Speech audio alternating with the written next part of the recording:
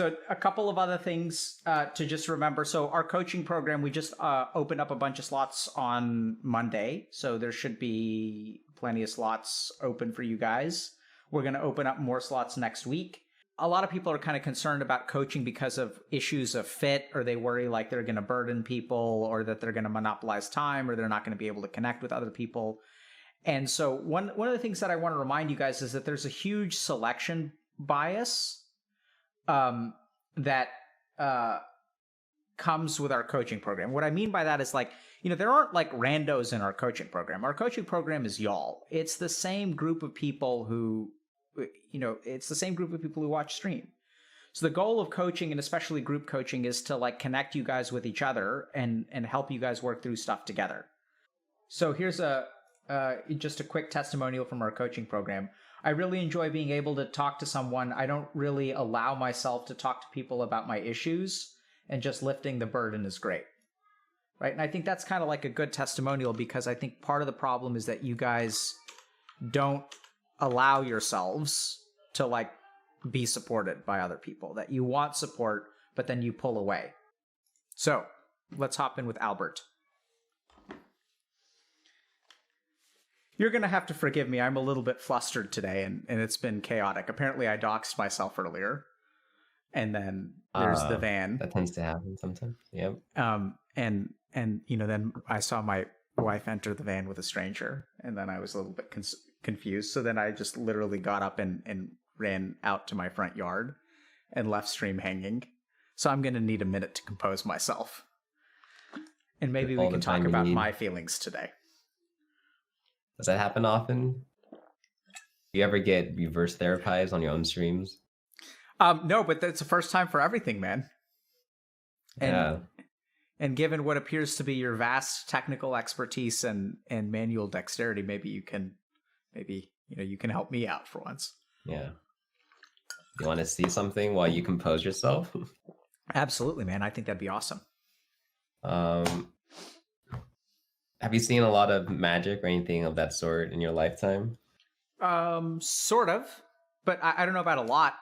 I don't think I've seen a lot. I've seen some. Okay. So I guess this is more of an experiment. This is not really like a trick. Cool. So like I've recently been getting into chess, and it's something that like I personally enjoy a lot. It's just a lot of people find it anxiety inducing. I find it kind of relaxing, knowing that like, everything that happens is kind of just between you and someone else, and it's all like within like your own capabilities and your own control. And so there's like different like time formats, like there's like classical, which is super long. And then you have like ultra bullet, which is just like you have a minute to just like make all your moves. And if you run out of time, you lose. And so the thing that I'm fascinated about that is like with the more time you have, the more, I guess, opportunities you have to kind of like think out like the best move. But when you have no time, you're kind of resorting to your instincts and like patterns that you already know.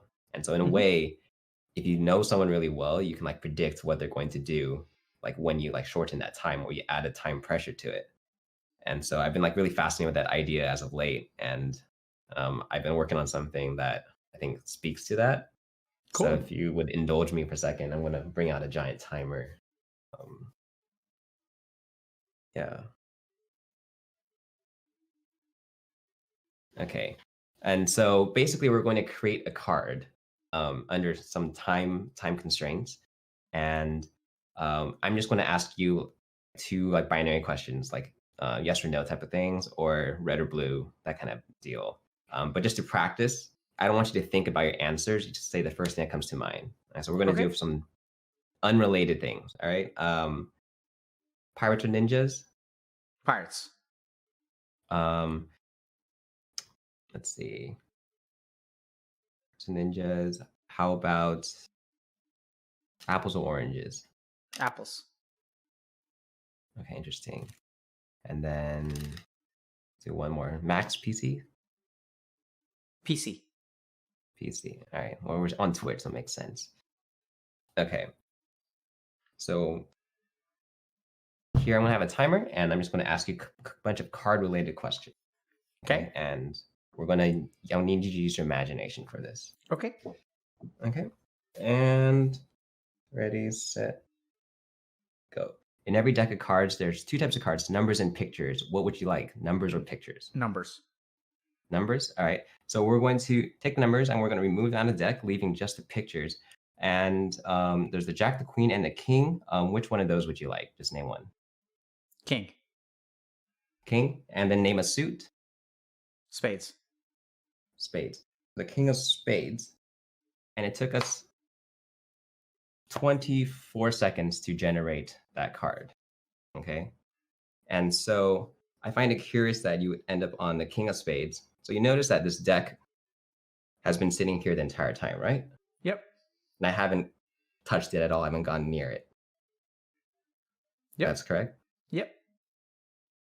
All right, so I'm going to pick it up for the first time. Obviously, like normally I would just hand this to you if we were to do this in person. So right now we have two pieces of information. We have the King of Spades, and we also have the time it took to generate that card, the number 24. And so if I count down 24 cards from the top, hopefully if I'm able to like kind of attune to your wavelength, the King of Spades should be at the 24th position. Okay. All right.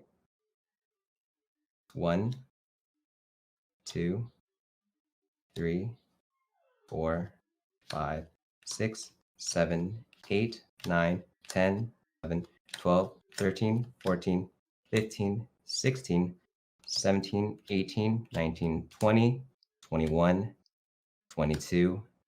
This is the 23rd card, so hopefully that's right, the 24th card. Awesome, man. That was really cool. Thank you.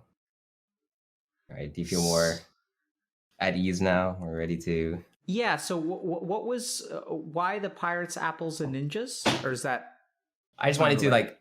Sometimes it's, like, hard to... Like, because there's a timing aspect, sometimes people are not ready to, like, answer immediately. They'll, like, think a little bit. So there's just to prime people to just say the first thing as soon as they hear it.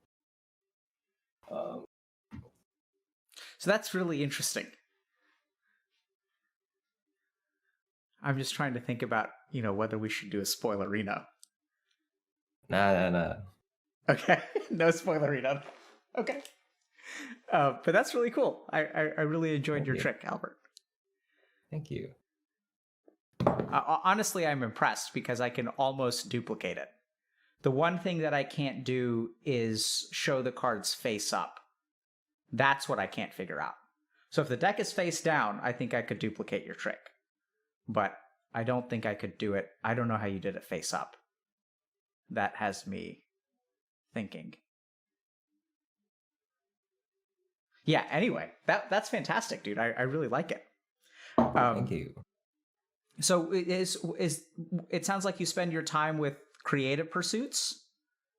Mostly, yeah. Well, I would say now I'm mostly just someone who I basically go on YouTube or I go on Reddit and I find like a video of something that I'm like, wow, this is really cool. And I will think to myself, I wonder how one goes about learning this. And then I'll start doing research. I'll go down the YouTube rabbit hole, watch every video on something, and then find like the really niche subcultures and the communities that surround it, and then try to like immerse myself in it.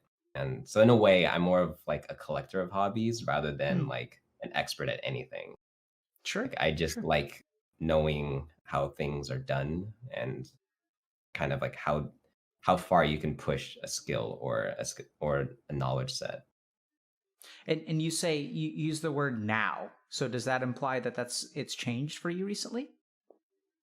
I would say it's something that I've always held at the back of my mind. Like even like as a kid, like I was like really into a lot of different things, but I was sort of raised in a way where like it's good to have hobbies, it's good to be well-rounded for college applications, but like no, you can't make a career doing this, because that's all it is. It's just a hobby. And so I guess for the longest time, like I just didn't think it was like worth putting in more effort into getting better at this stuff because there wasn't any kind of financial gain.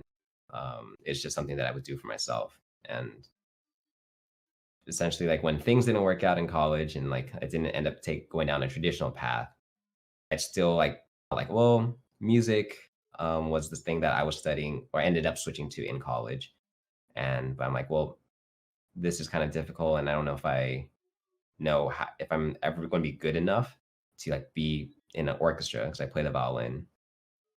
And so then I switched over to like filmmaking, and then eventually it landed in streaming, but I didn't really like know what my niche was in streaming. Like I play games, but like above average, but not good enough to be viewed as like a gaming streamer. And like my music was good, but not good enough to be a music streamer. I think magic was the one thing that I kind of stood out.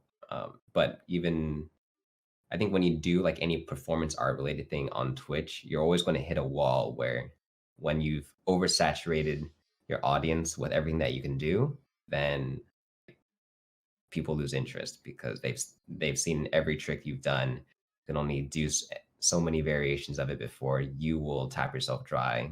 There's only finite amount of things that exist in the magic resource, universe. And I guess as of late now I'm like, well, if I just make my passion for learning and like getting into all these weird things, my hobby, like maybe, or like my job, like maybe this is something that I could see myself doing, 5, Hmm. 10, 20 years down the line versus like only for like a couple years. I see. So it's almost like you're taking the acquisition of new skills and exploring a new hobby as your constant. Yeah. And I think Yeah. it's something that I've always done, but I never thought that it could be something that I guess, do for a living. If that I makes sense. Yeah. yeah, I mean, I think that sounds really cool because I think it actually mirrors a lot about, you know, what people's experience on the internet is, which is that we get relatively excited about something and then we hmm kind of dig into it for a while and then we sort of move on to the next thing. Um and that sounds really cool. And so Albert, yeah, man, that sounds cool. Is there something in particular you wanted to talk about today or something that maybe I can help you with? Um, let's say I like wrote down a bunch of stuff. Give me a second. I just have like a list. Uh, Nothing like in particular. I feel like a lot of it is like I have a fairly um, grounded stance in kind of where I am positioned in like the whole uh, grand scheme of things. But some of it is just like, okay, like these things make me feel bad, and I know why it makes me feel bad, but the solutions don't seem to be like it's like I'm trying to do the things that I know I'm supposed to do, but it's like difficult regardless. Okay. Um, so maybe you can help me out with that. Um, Yeah, I didn't understand what this sentence meant. You said I have a grounded stance in the way that I like where I am, like where I exist. It's like I know kind of like in I guess like the streaming world and like the content creation world. Like I know where my position is in all of that. And it's like I don't okay. have any. So here, I'm trying to figure out like the best way for me to Just try to clarify my sentiment. tell me what your position is in the streaming world. So, as like someone who used to be part of an online streaming community and is no longer part of that and is not likely to be kind of welcome in that like um, close knit group of people, um, it's like now I'm just trying to kind of figure out like what I can do as like a solo entity, and then but what I've been struggling with both kind of like business wise, but also like from like a personal human fulfillment level is it's hard to stream when you are the only person like you are the only person responsible for your content.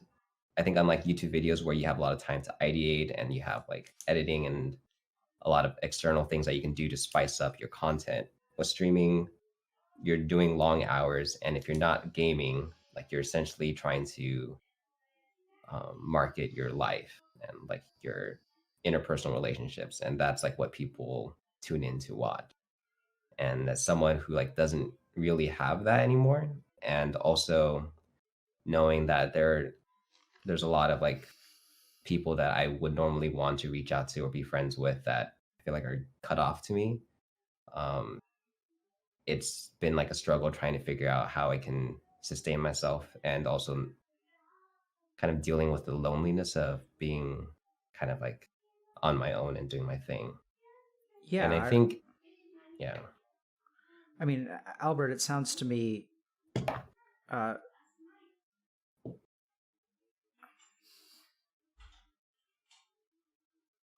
So I just want to comment for a second about drama. So like we're not mhm. really here, and I just want to make it clear to everyone that we're not here to talk about drama, right? That's not really what I care about. And if that's what people are looking for, they can go look elsewhere. Um, but what I'm hearing from you is actually a story of uh, rejection. What I'm hearing is a story of being alone, of being part of something and now no longer being a part of it. It's almost like, I mean, when I hear you talk, what I'm envisioning is like a wolf that's like no longer part of the pack. And what I'm almost hearing is like a sense of like, you know, how does the lone wolf survive? Um, and it sounds really challenging for you, and you're trying to figure that out. I mean, that's what I'm kind of feeling between the lines. And I'm not saying that from a drama perspective. It's just like I think that's Yeah, what, yeah, yeah. you know, and Yeah, I think that's a fair assessment. Um, and I think it's like particularly difficult for me because I've always been a very extroverted person. Even though like my demeanor is not like the typical like loud, outgoing archetype that you normally think of when you think of like extrovert, but I've always been someone who like values friendships and relationships and having like being surrounded by people. And I think a lot of my struggles comes with the clash of that sentiment, but also feeling like I want to be somebody as well at the same time. Like I want to be recognized for what I have to offer. And but I'm also, but I struggle with wanting to use the people that I'm around and making them happy, often at the cost of my own personal ambitions. And so these two, basically, I guess these two ideas always clash with one another. And what do you mean? What do you mean by that? That you want to make the people around you happy, but at the cost of your own personal ambition? I'm like the most conflict averse person like ever. Like if someone wants me to do something, I will do it. Even if I don't necessarily like, even if it's not good for me, or I don't have the time for it, or I don't have the resources for it, because like I'd rather see them like succeed and do well and be happy than um, like do what's best for me in the moment. And I And think I've always thought that like, oh, I can do all this, and because like that's just the kind of person I am, and like took pride in being someone who could like shoulder it a lot. And like as of late, in the past year or so, I realized like that's definitely just not true. It's something that I've told myself. Like it's like a false identity I've given to myself. You know, I think I'm just really good at like repressing and internalizing feelings like over like long, long periods of time. okay, And some of this just stems from just the way that I've always dealt with conflict as a child. It's just like people won't be mad or won't be upset if I disagree with it or do whatever they tell me. And so it's gotten me to like where I am to a degree, right? So I'm like, if it works, why stop doing it? And I know that's obviously not not a healthy mindset or not the way you should approach everything. But Albert, can I I think think for a second? that's yeah, go for it.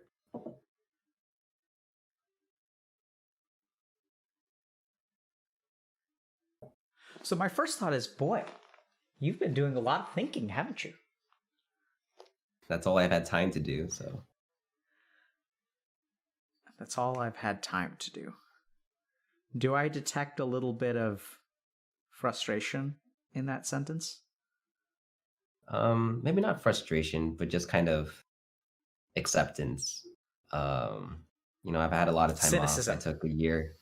Cynicism, maybe that's a better Yeah. cynical accept. Like Yep. this is just how things are. This is it be like this sometimes.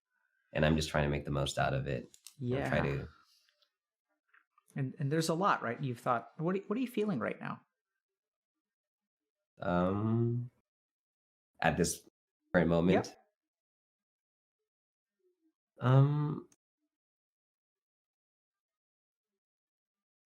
It's not catharsis. I feel Mhm. like I'm saying things that I've said or that I've like thought about and talked Mhm. about a lot. Mhm. Privately to a lot of like close friends and family. Mhm. So it's not something that I feel like this is a Mhm. revelation for me. Yep. Yep. I I do a agree. lot of journaling, so Mm, what am I feeling? It is neither. It's like very neutral. Like I don't feel like it doesn't make me feel particularly good, but I also don't feel bad for like Okay. saying this. So Okay. it's yeah. So sometimes we can perceive neutral, sometimes it's neutral, and sometimes what we perceive as neutral is actually something that's more like bittersweet, Mhm. right? So bittersweet isn't really neutral, but are you feeling neutral or are you feeling bittersweet? I would say more like bittersweet. So That's what it's I'm like feeling from you, yeah. Mhm. right? There's hurt there, but there's also positivity. Yeah. And it's interesting, but I can't tell if your face is really neutral or I'm reading into it or um it's the lighting, but I actually see a fair amount of bitterness just right Mm. behind your eyes, for lack of a better term. I I take off don't my know. glasses, will it help? No, leave them on. No, I don't think we need to see it. It's okay. Alright. Um, so let me ask you. So Albert, here's so first of all, I think, for lack of a better term, I'm going to say I'm impressed or maybe excited or um, optimistic. Some combination of like when I see how much you've thought about things and how you've already started to piece things together, I feel good about it because I feel like you've done a lot of the work that I do, like I start doing with people. And Mhm. so you've already actually done chapter one. Mhm. And for example, you've recognized that you're conflict adverse. You've recognized that you started to become conflict averse in childhood. You've recognized that that has worked for you in some ways, that it's an adaptation, but that at times it's become a maladaptation. Mhm. Um, and I actually have I think I know this is going to sound weird, but I think I have more hope for your future than you do, which is weird because we haven't really talked about how much hope for your future Mhm. you have. And I think the reason that I have more hope for your future than you do is that I think there are some options that feel closed to you, which I don't think are closed to you. Um, and then maybe we'll work our way there. Maybe I'm right, maybe I'm Mhm. wrong. I mean, I don't really know, but and and so if you want to steer the conversation, you're more than welcome to. If there's a particular thing that you want to learn how to talk, like get over or whatever, that's fine. Otherwise, Mhm. I've got a gigantic pile of questions to ask. Oh, fire away. I'm I don't like talking about myself that much. Like or yeah. I want to know more about myself. Why don't you like talking about yourself? Um, I f- I just don't like making things about me. It just Why? feels I don't think it's my place. I feel like people don't care, so I don't want to like bother them with like inanity of my life.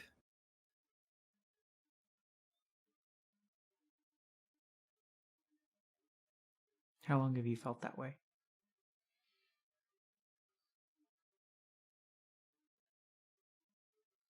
Hmm,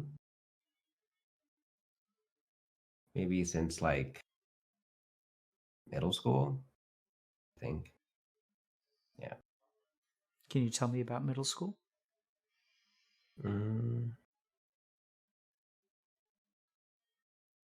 trying to I'm trying to remember. I think there's like two things going on here. I think one thing is I think I was always a very good child, like straight A student, was in Mhm. all the extracurriculars. I was in band, orchestra, tennis team. Like I Your was like parents must have been picked it. very proud. they were very proud, but I think because I did everything well, um, there was like there was like nothing to criticize me on. So like my dad would end up criticizing me on like the most like tiny things, like why don't you cap the toothpaste after you finish brushing your teeth? Like, can you like I'm very flat footed, so he's like, you should think more about picking up your feet. And I would get in these huge arguments with my father about like why it doesn't matter. Am I doing everything else right? And then and I think that was the moment, at least personally, where it's just like I hated just like getting into yelling just my dad, and I would cry like every day for I think 2 years, and then suddenly it just like turned off, where it's just like I just stopped crying altogether for the next like 15 years, um, and then in school I was like mildly bullied. Like I don't know. Like this could just be my version of the event. Like now that I'm older, I'm like maybe this is not what actually happened, but I just thought this was, and it became like such a huge part of the narrative of like who I was as a person. But there was this girl who was like on the cheerleading team, and I was like very scrawny, not athletic. I was like last in PE all the time. And my school was very athletic. I think had I gone to a more normal school, it wouldn't be this case. But I was running 6-minute miles, and I was the slowest guy in my class as an eighth grader. Um, and so I had a lot of like self consciousness about kind of my appearance and my physical ability. And so there's this girl who would always just like who claimed that she like was in love with me, but was very. I guess my perception was she was very out of my league, and so every day when I would go to homeroom, she would like hide behind like a door and like jump out and like hug me, and then it just made me feel very uh, like that I was being made fun of in a way that I couldn't like show or resist because like it's like why are you complaining about this? It's like a attractive girl is like hugging you and saying she's in love with you, but then she would like call like she would like find my phone number and like call my phone or my home phone. This is back before I had a cell phone, and then like I'd hear like laughing in the background. So like I'm pretty sure it was just to like make me feel uncomfortable, and so I think at that point like I just never felt like I was like someone that people like want to be around, or it's like I was always someone that people kind of had in their groups so that they could like make fun of. Yeah. I'm not someone who other people want to be around.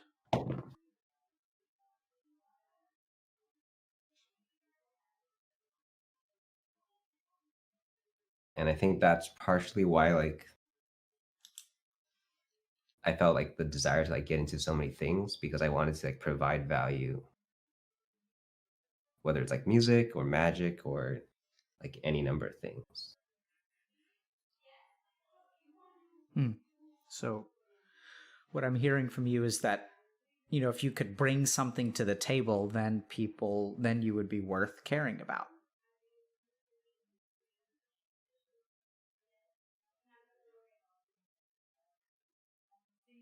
Yeah, I think that's the case because I just didn't have any confidence in like my personality or my.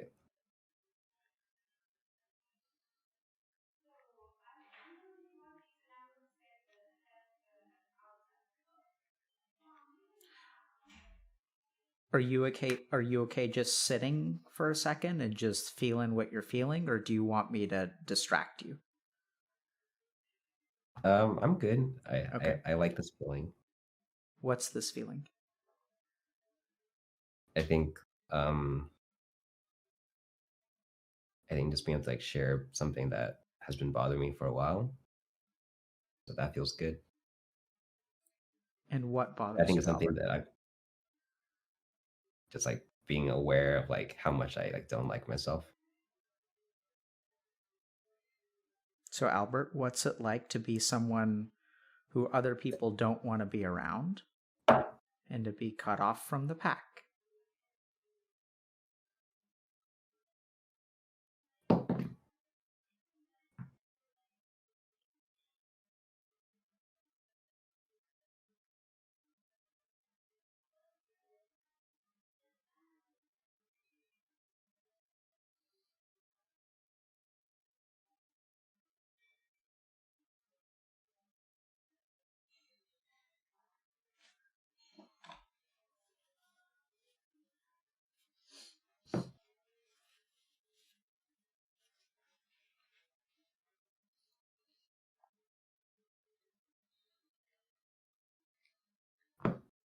Sorry, it's heavy. Yep. I'm going to start crying in a second.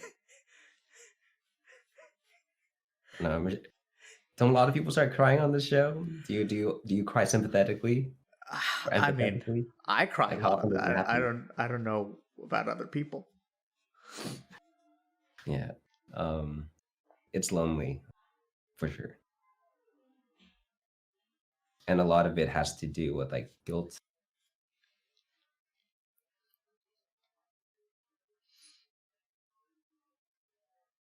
Not feeling like I can feel bad about my situation, if that makes sense. Because it's like self-induced. So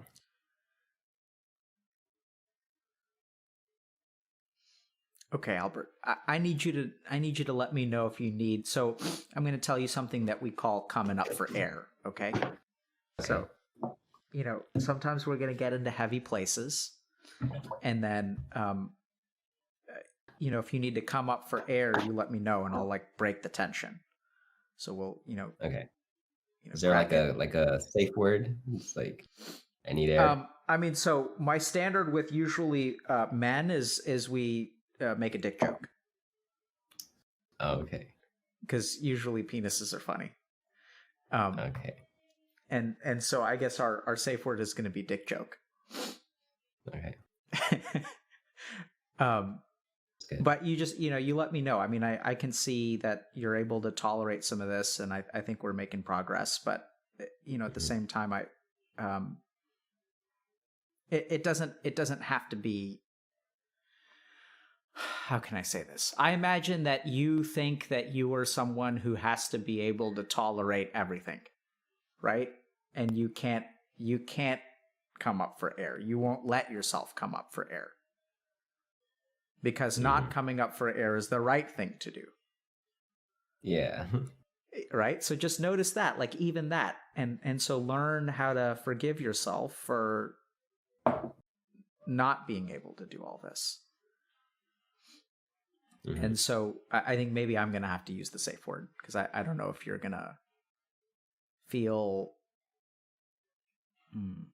worthy enough to say, hey, actually, this is too much for me.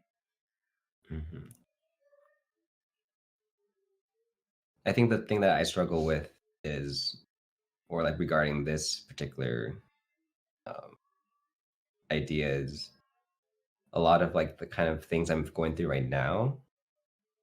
It's like I feel like I don't have, like I'm not privy to those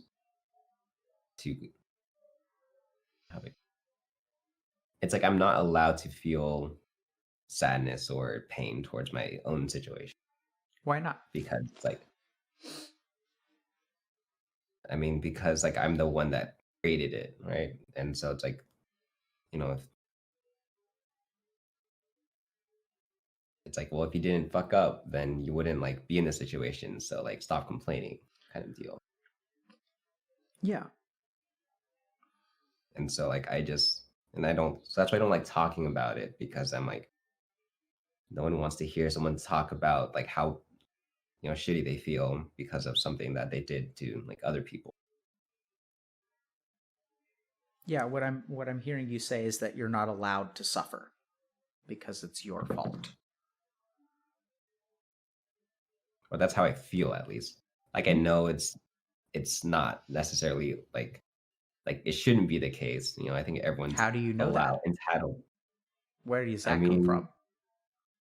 Just things I read, my own therapy sessions. It's just like I think the lived human experience is imperfect, and we're all going to make mistakes. So if no one's allowed to feel bad for like anything, then that's just a very sad experience of being alive.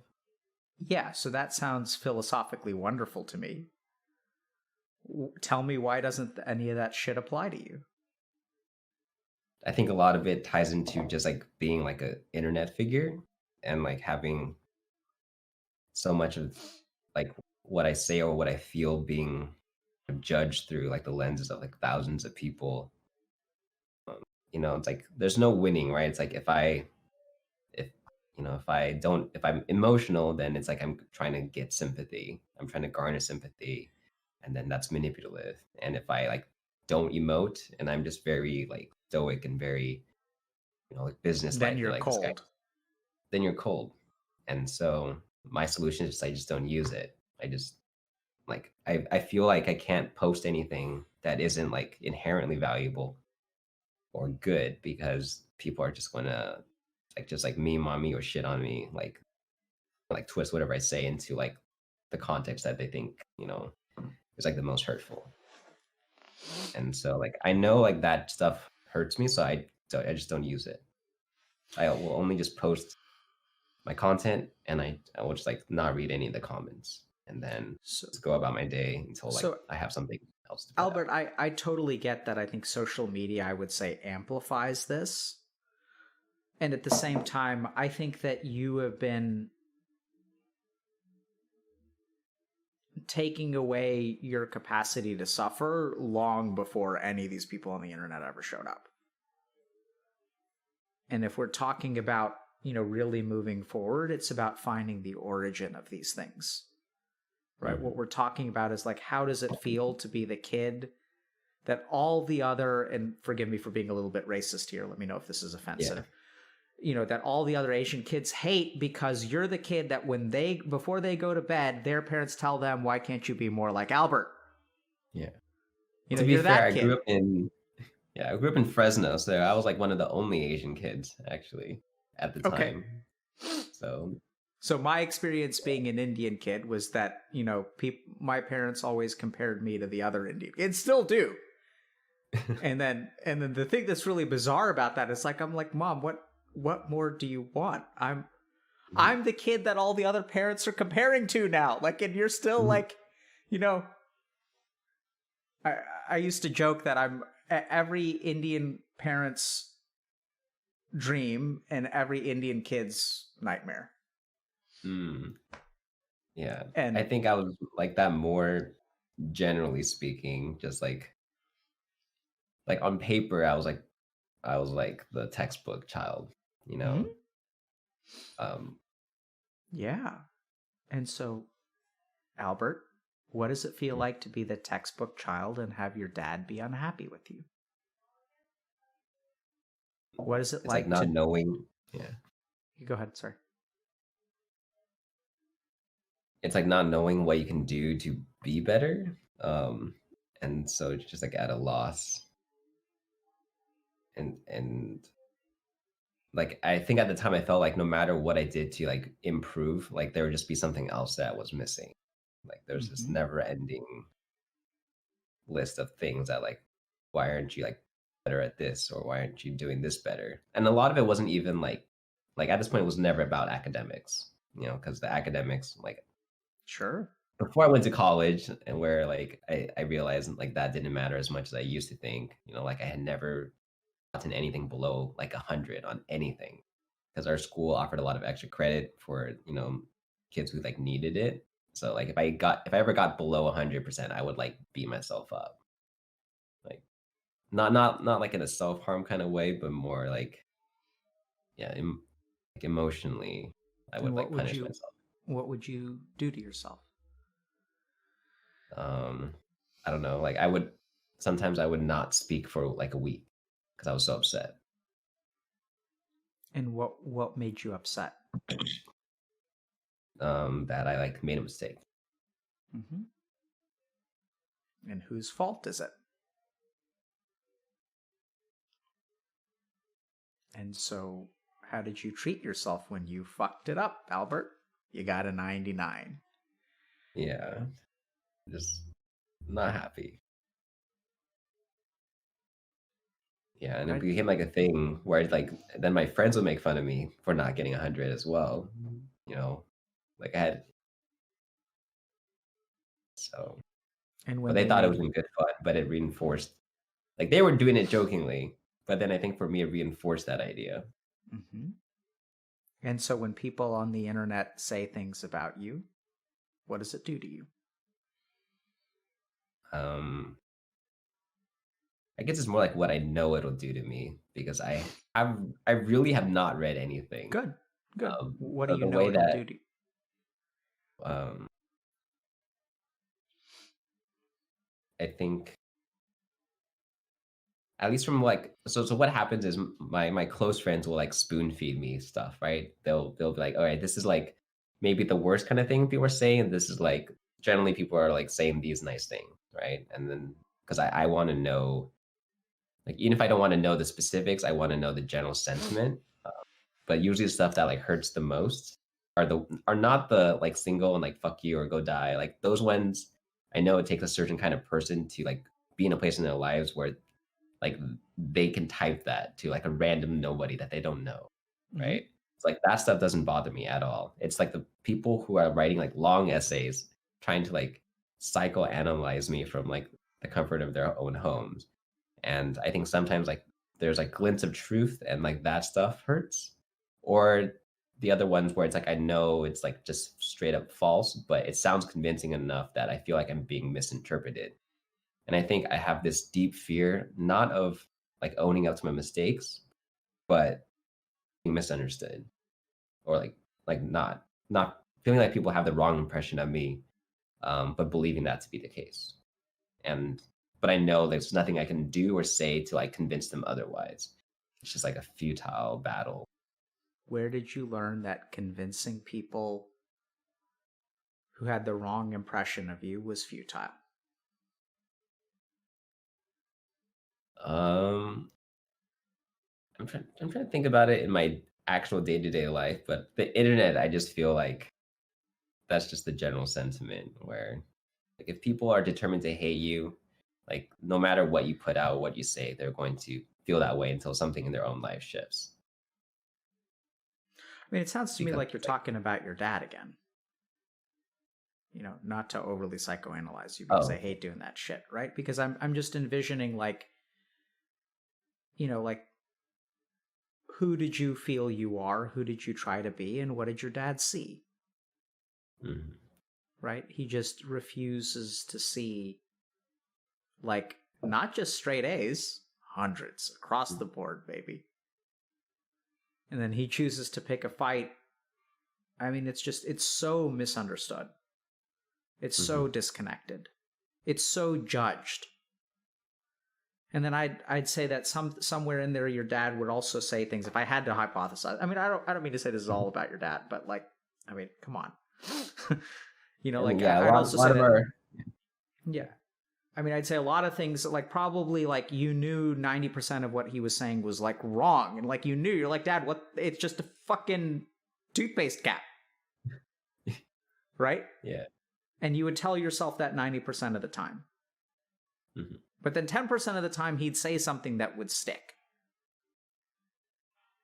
mhm, right? And over time what I'm just thinking like what happens to a 13-year-old kid who like can never do right? Right? Can never do enough. What does that kid start to think about himself? What does he start to believe about himself? And mhm, mhm. yeah, go ahead. I don't know. I feel like you were about to say one more thing, and Yep, then I, I'll. I'm Oh, I'm yeah. So I mean I think he says what you say. That in order for people to like in order for me to bring value to the table, it needs to be something super concrete. mhm, That like it has to be something that no one can refute because like who I am is like not enough. Right? And I'd say I'm just envisioning, if we really want to try to tie things together yeah, in a overly simplistic and probably unfair way, it's going to be like I mean I don't know, man, like when we talk about these phrases like self-esteem and confidence in who you are and accepting yourself for who you are. And I'm just going to keep going and you can cut me off at any point. And then I yeah, also think a little bit about the things that you tell yourself and what you've learned to tell yourself, which is that if you do everything right and it's your fault, it sure as hell is going to be, if you don't get any forgiveness when you do anything right, why on earth would you get any forgiveness if you do even an iota of something wrong? If you get a 99, you're not happy with the 100, or maybe you are happy, or maybe your dad's not happy. But if there's a 99, like, fuck that. You don't deserve a break. And so with whatever happened, like, it's your fault. So, like, you don't deserve a break. You don't deserve forgiveness. And then we also get to this feeling of being trapped, right? Where, like, you're like, I can't win this game. I can't win. If I show emotion, they say I'm being manipulative. And if I don't show emotion, they say I'm being cold. You strike me as a guy or kid who just can't win, no matter what you do. It's really hard to believe that you can't win. Mm-hmm. To try to convince yourself that you can find some kind of niche that you can kind of like come back. That if you try hard enough to show other people that, like, if you work really, really hard and you can sort of overcome like that core sense of like rot and decay about like who you are.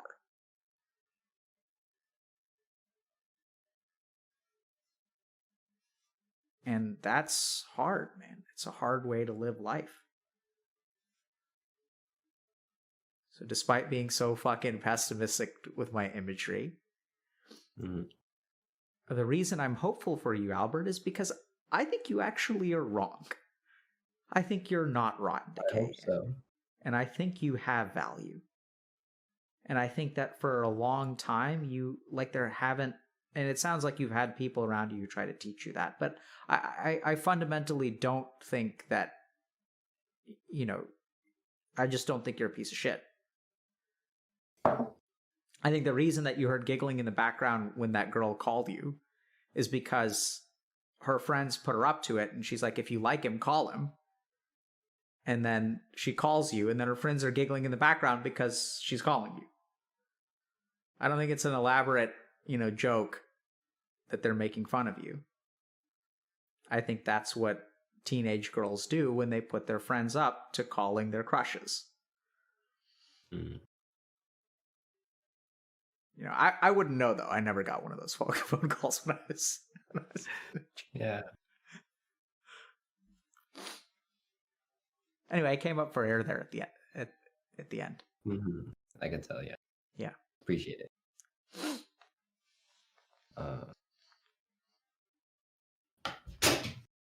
I'm also doing some of the lifting. You can pick it up. All right. I meant the pen or the conversation, either one. But yeah, I wasn't sure if you meant which one you were talking about. Either one. I have. Oh, you've got a backup. Okay. Well, this is a knife. Yeah. But it's not a real knife, so. Yeah, I just feel like I just need to fidget with stuff because I have so much anxiety. You're super Vata. There's a certain level of satisfaction of being proficient with, or like seeing progress, like when you work at something and then like you can either see the progress or you can feel it. Yep. And so I'm very that's something that's always, I've been drawn to that. Yeah. So if you want to get super analytical there, right? There's two kinds of progress there. There's one is that like there's a certain satisfaction over mastery, and then there's also the sense that like if I can see myself getting better, I don't have to look at my intrinsic lack of value. Because you see, here's my external value. Like I can do this, and now I can do this, and now I can do this. And it's just an emphasis on positive feeling from the external world, and a sense of mastery that other people can't deny, that you yourself can't deny. I think it's a bit of both. I think so too.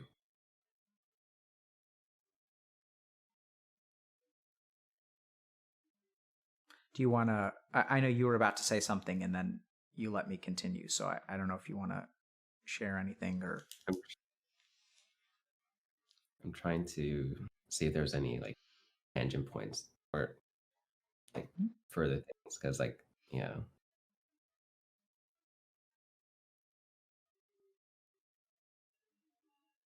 because you mentioned in the beginning that this sounds like a story about rejection.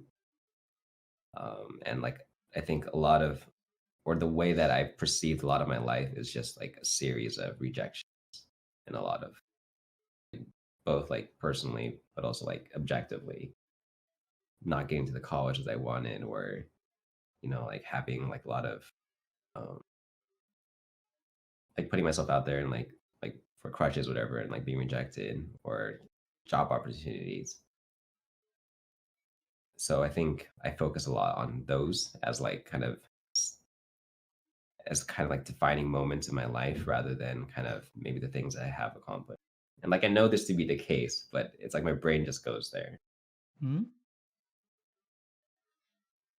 So am I hearing the question of what do I do about that? No, it's just more like,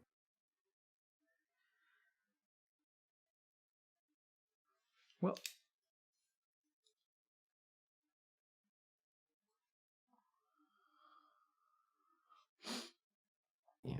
I don't know. tell A us lot of about my those. a lot of, yeah. Sorry, go ahead. I just feel like a lot of the things I think about are just like, I know this is how I feel. So now like how do I like kind of reprogram what I'm like, how I'm trying to approach all these things so that I don't dwell on it so much. Great. That's a fantastic question. Mhm. So I think once you have one of these like core beliefs about yourself, right?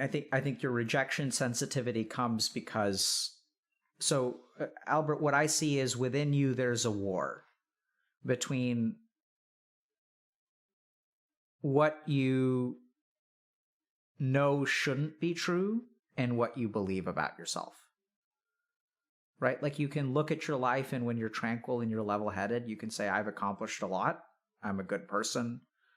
I support a lot of people. I'm a good friend. I'm allowed to make mistakes. And then inside, there's also like this kind of fear, this belief that you carry around that you're none of those things, that you're a cause for suffering for people around you, that you don't have value, that all you bring is unhappiness. And there's this kind of war. And then sometimes what happens is like something happens in your life, and I think what's been going on is like the positive part of you has been winning. And then the negative part of you, when something happens, the negative part of you is like, see, I told you. I told you all along. That's not who I am.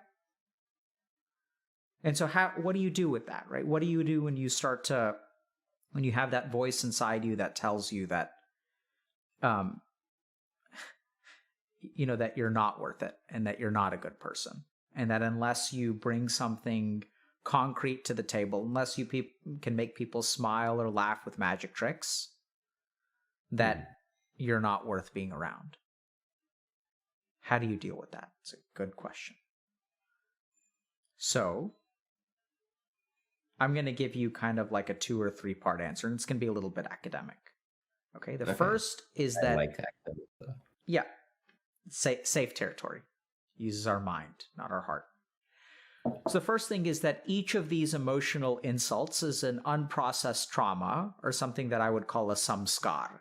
So a samskar is like something that is like an undigested emotion that then goes dormant into your unconscious mind, and over time builds up. Like basically what happened is that, for 2 years, you said every day you used to cry, and to a certain degree, you were starting to process those emotions. But I don't think that there was anyone there who could sustain the positive Albert during those times. And so each one of those moments, each one of those conversations, you kind of built up this like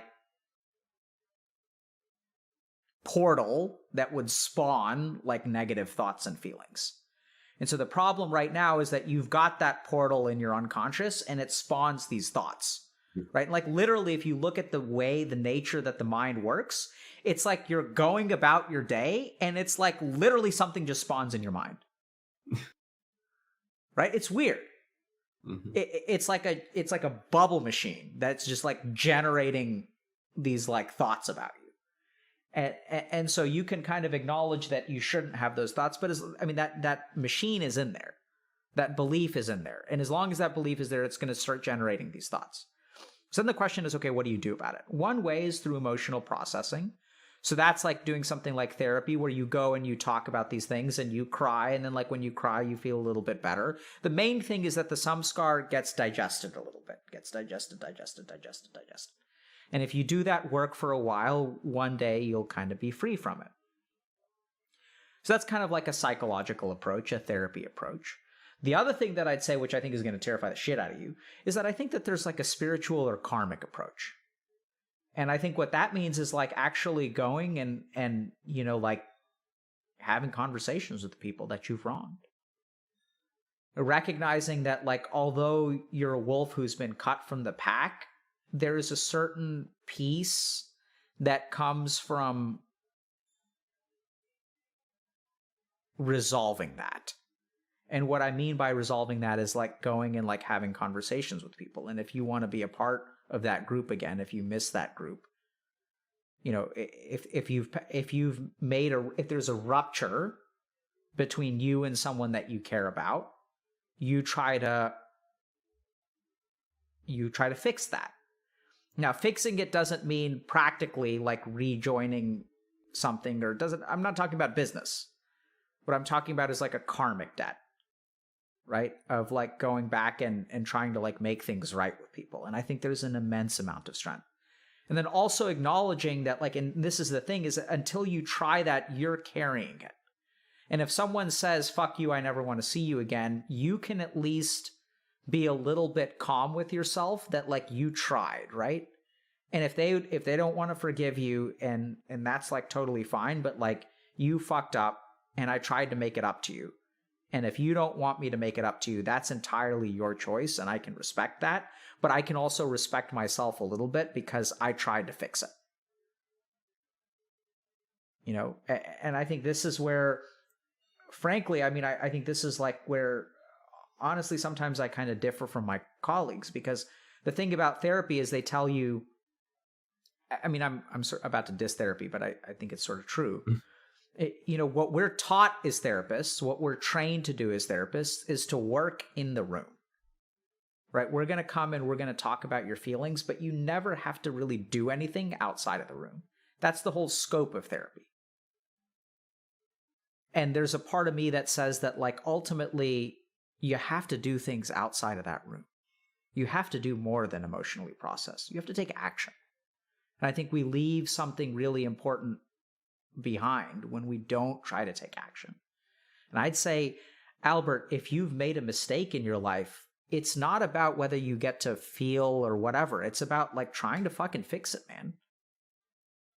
Right? And you have to give it your all to try to fix it. I don't know if you have. I don't know, you're laughing, so I'm guessing you've got an answer for me there.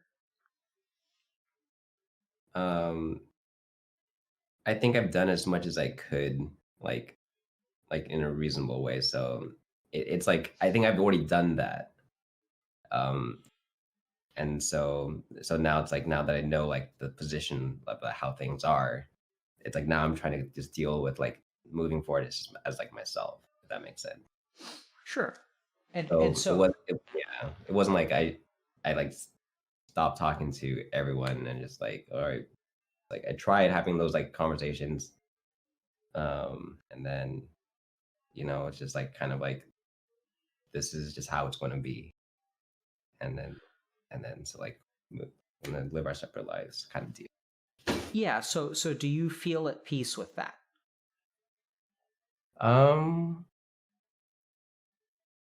I think it's more like, it's like the bittersweet thing, right? Where it's and also it's like, this is given time, right? Like I don't know if like you're supposed to revisit these things, like like there's like a protocol for like, okay, after this amount of time you should maybe revisit this topic again with these people. But it's the kind of thing where it's like, I've just been trying to like knowing kind of the general state of things.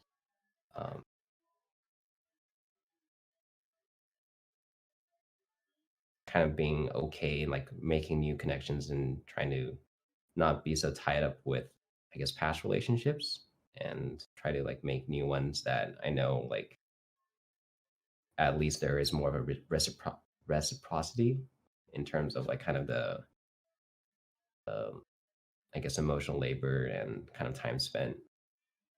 And like I know it's not like obviously didn't feel great for me, but I also knew like this is their choice, this is their decision, and like I'm not going to be one to try and impose my own will on other people because like I'm because I want it. So Yeah, so you made a comment early in the interview, Albert, that actually made me think that, like, you said something like there are things that you want to say or people that you would want to reach out to, but that you don't. Something along those lines. And and do you remember that, or does that ring a yeah. bell, or do you? And so, what keeps you from reaching out? um well, one is fear, other is rejection, or both rejection. um and also like also the fear of being misunderstood. It's like if I'm reaching out, what means or what purpose am I doing this? Is it because I'm trying to like build my business? Am I trying to, like work my way back into certain parts of like certain communities? It's just like I just feel like unless someone reaches out to me, then like any action that I have, like reaching out to someone else is going to be viewed like in like the most negative light. And I don't know if that's true, but that's just like my fear. And like I'd rather not risk it for something like that. And what does reaching out look like? It's like hey, want to hang out, or it's been a while, love to catch up. Or if it's someone that I don't know, it's just kind of kind of there's some people that I would want to like other content creators, and that's kind of how I've always operated in the past as well. It's like if I think what someone's doing is really cool, or what they do is really like I feel like connected to like their work or whatever they do as their job. And it's like I want to reach out and like I want to see if we can be friends. Um, and so a lot of like I have a lot of fear that like people don't want to talk to me because I myself don't offer enough as like an individual as or as like a content creator or as an influencer, that the risk of potentially like being on the bad side of other people is going to supersede the immediate value that I give. So it's like if someone finds out like they've been talking to me or they're working with me, then it's like, okay, maybe these people like it's not like I don't think anyone would be like, no, you can't work with this guy. But it might kind of, I guess in a business or in a scene that is so largely based off of your relationships and like good vibes towards people and like vouching for people you think are cool. It's like any and like how hard it is to even like break in the first place. I think a lot of people just wouldn't want to take that risk, especially since I'm like much smaller. So, and there's like, so I have a lot of fear regarding that. It's like I don't want to hurt other people's chances by like either reaching out to them or like having them work with me. So I just don't unless they reach out first. And there's been some people who reached out and I'm like very grateful for it. But even then it's like it can never be in any meaningful public way because of just like how it'll look, or like it might be disrespectful for certain like to certain people. And like I understand that and I acknowledge that. And it's like I would love to like talk to them more or like spend time with them, but I know it's just like not a possibility given the current circumstances. And so there's a lot of kind of bittersweet feelings towards that as well, where it's like I feel like I can't ask for more. It's like having some people talk to me is better than no one. So it seems to me like talking about this is actually more comfortable for you. I think I thought about this more, so maybe Okay. that's why. So I think there are a couple of reasons for that. One is it sounds like you've thought about it more.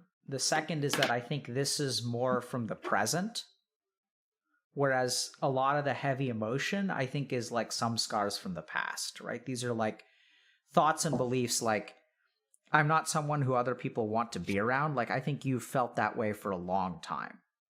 And so what happens is like the things that are heavy from the present day are the ones that reinforce that belief from the past. Does that make sense? Mhm. Whereas this, sounds like there really is a business side to this that you really, and I think the really tricky thing about this is that I think that business side is like, seems really legitimate to me, but I also see your kind of emotional shackles holding you back from making progress here. And what I mean by that is that, I think it's like it sounds like you kind of said earlier that you put other people first, and you always felt like other people are more important than you are. And so what you're doing is even the risk that you could potentially taint someone's career keeps you from taking a shot at doing something that you find like fulfilling and happy. And if we really think about it, that's really kind of very caring and also kind of shooting yourself in the foot, right? Which is what you were saying. And I think some of this stuff has to do, like you said, with your fear of rejection. And I'm curious, what would that rejection look like? I mean, what do you imagine would happen? Well, it's also happened like actually. I did try it like a couple times, and then Do you feel it's just like comfortable people. sharing that? I find myself being really curious what that actually looks like. I mean, it's not like basically like I asked someone like, hey, can we hang out? And then they're like, let me check. Um, and then there's basically like, oh, they're not comfortable with this. And then I'm like, okay, that's fair. And then that was that. And then I kind of there was like similar like things on like a similar vein. And so it was never like very dramatic. It was just like, it's like feeling is there. And so people just want to respect. Okay. And how do you feel about, or how do you understand their choice? It's like I think when you're like because I'm trying to think about it from like their perspective, right? It's like I'm no longer like the friend that they're closer to. So it doesn't make sense to kind of do something that you know that your closer friend is going to or like people that you're close to are going to be more hurt by than to like kind of extend that like kind of hand of like empathy or compassion in that moment. And especially if like people have doubts about like my character or like who I am as a person, right? And it's like I don't know, like maybe this guy is just trying to weasel his way back into like being successful or part of something. Hmm. That sounds tough, man. So Well, I'm just trying to stay in my lane, just do my thing. Is kind of like where I've been at, or I've been telling myself, but obviously it's hard. And it's like I've been alone for so long that I kind of like forgotten like what it's like to be lonely. I remember in the beginning, it was like the feelings of like isolation were like way more intense. And then COVID happened, and then kind of everyone else was feeling what I was feeling. But at that point, I was so acclimated to it that I'm like, my life is no different pre-pandemic, and like during the pandemic, why do you try to stay in your lane?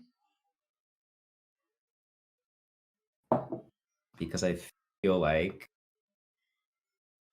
I just don't want to stir up trouble for people. It's like I know like I don't like I've only been streaming or I've been like making content for like a month now or a month and a half. It's like I haven't proven myself to like kind of be better or so until like I feel like I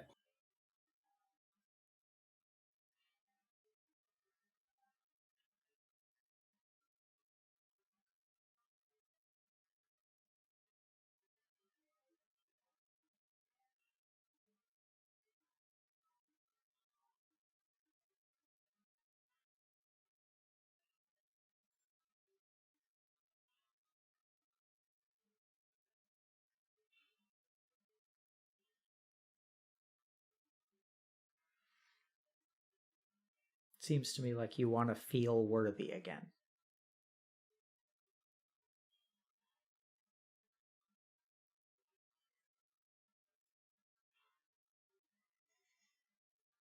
What's it like to feel unworthy?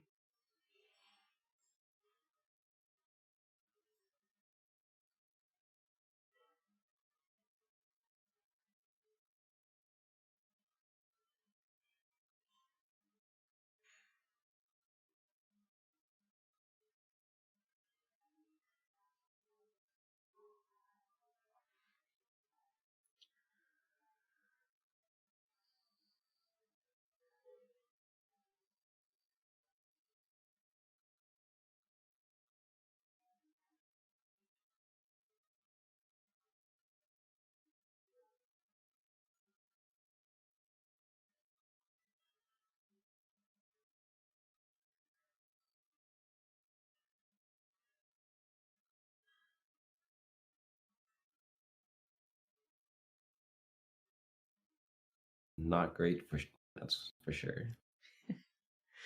It's like I have to like earn it, you know. Yep. And until I do that, like I don't have the right to kind of like ask for anything. So I'm just going to think for a second about what do we do about that? What is that shrug when I ask that question?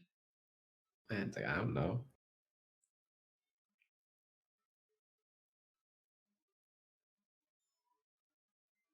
I think, Albert, the real challenge here is that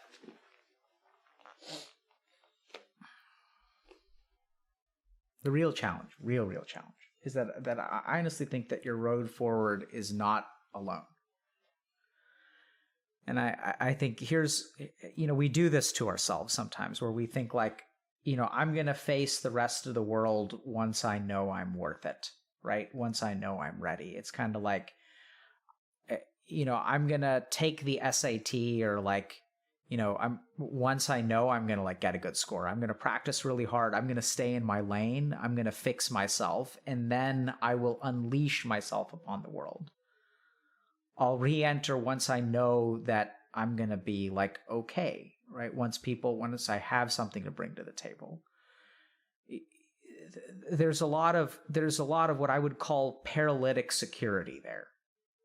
There's a lot of like idea that like, once I do this, then I can feel safe to go out and then I can approach people because I bring something to the table. People can care about me and people can want me and I really do have some value. And I got to stay in my lane until I get to that point. The reason I call it paralytic security is because I think it's paralyzing. Because I think that unfortunately, like your road forward, that's certainly one way to do it.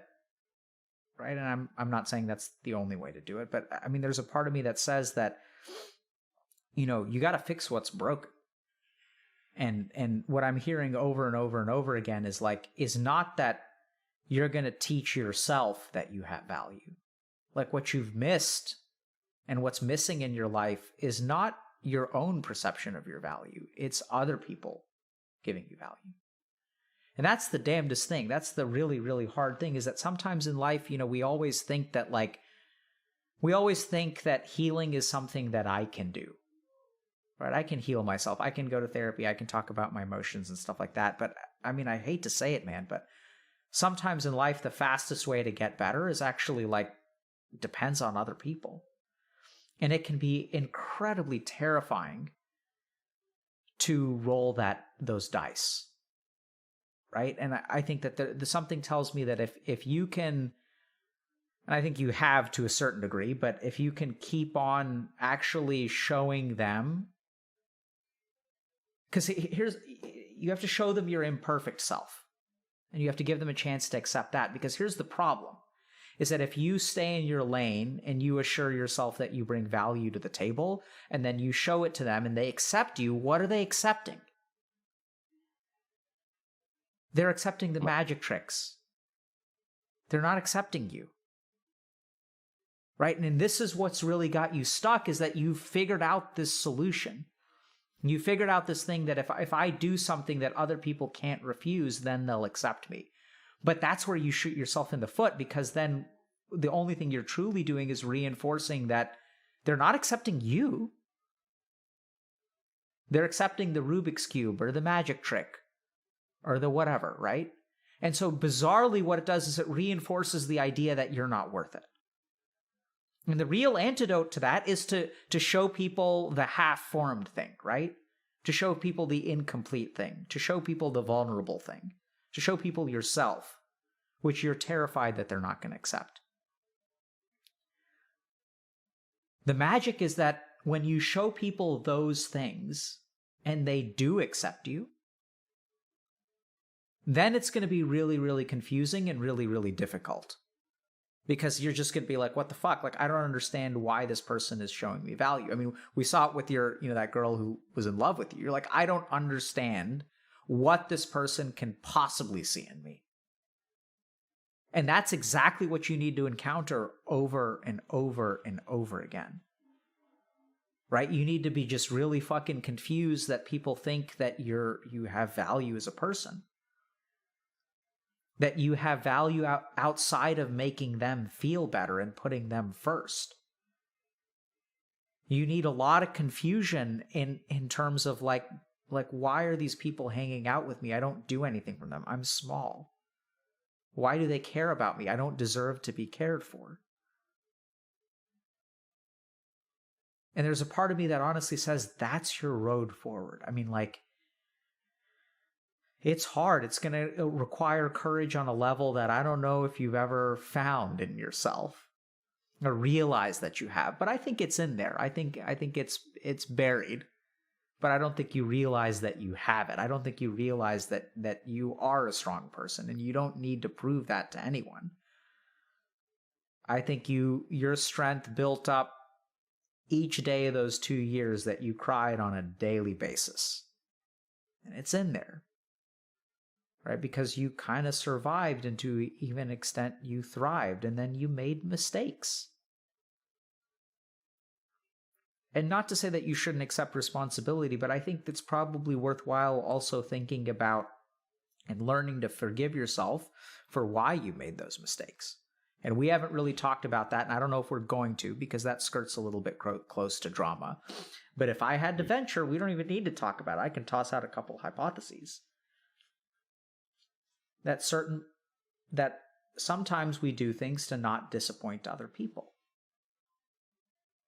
And did you make mistakes that were sort of egotistical? Sure. But I'd bet money that that's sprinkled in there. And I think that ultimately, like, I don't know if you've forgiven yourself, but like that too is an important path that you have to walk, which is going to be hard and unfamiliar, because I don't know, so we learn from what people show us. And I don't know if other people have shown you forgiveness, so I don't know how you're going to learn how to do it yourself. And ultimately, I mean, I hate to say this, but like, as someone who works with people who are suicidal and things like that on a daily basis, what I can tell you is that, expecting someone who's suicidal and hopeless to find that on their own is fucking ridiculous. And so where do you get the idea that you can walk this journey on your own? And I think that's what's so fucking hard, is like staying in your lane. Like, you can certainly get there, don't get me wrong. Like, you can do a lot of introspection, a lot of therapy. I think you're well on that road. But there's a part of me that says that, the fast track here is going to be actually like with other people. That even if you feel, if you fear that rejection, that reaching out to other people and saying, hey, I've thought about this a lot. I'd love it if we could reconnect, and being authentic and honest with them. And also, I think you do a good job of this. It sounds like you're pretty respectful of their boundaries if they say, I'm not comfortable with that. So that's good, right? But to still share with people that, like, I don't know if you've told someone that you miss them. Right? And you want to be clear about not trying to guilt trip people into like seeing you and things like that. But there are ways to have these conversations. But I think if you miss someone, you should tell them. I grow up in a tradition that says that unless you fix this in this life, it's going to carry with you, like you carry it. All actions have an equal and opposite reaction. All actions have consequences. And what I see in your life, Albert, more than anything else, is work that's left half done.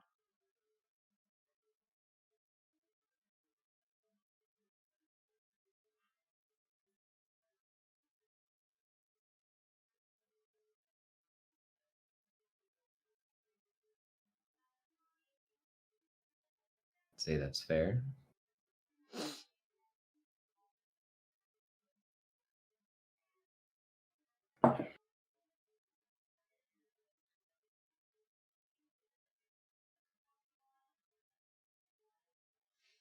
Thoughts? Questions?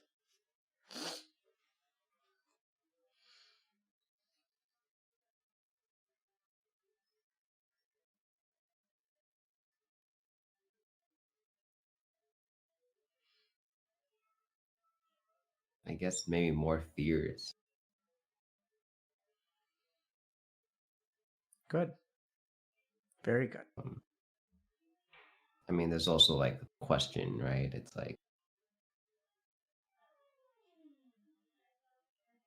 I think maybe made it sound like I have like no friends, but I mean, I have like a decent support system, even now.